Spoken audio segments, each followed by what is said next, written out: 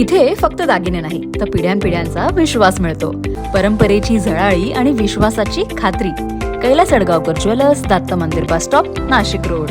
भरधाव आयशर चालकांची वणी पोलिसांकडून धिंड, दोघांविरोधात गुन्हा दाखल.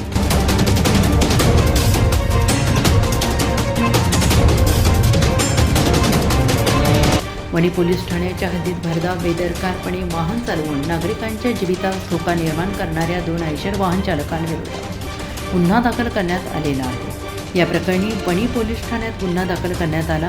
कन्हैया ढाबा ते मावडी फाटा दरम्यान हा प्रकार घडला. या प्रकरणी आयशर वाहन चालक ऋषिकेश एकनाथ बर्डे, दुसऱ्या आयशर वाहन चालक सचिन यांच्या विरोधात गुन्हा दाखल करण्यात आलेला आहे. या घटनेनंतर वणी पोलिसांनी दोन्ही चालकांची धिंड काढून बेदरकार वाहन चालकांना कडक संदेश दिला.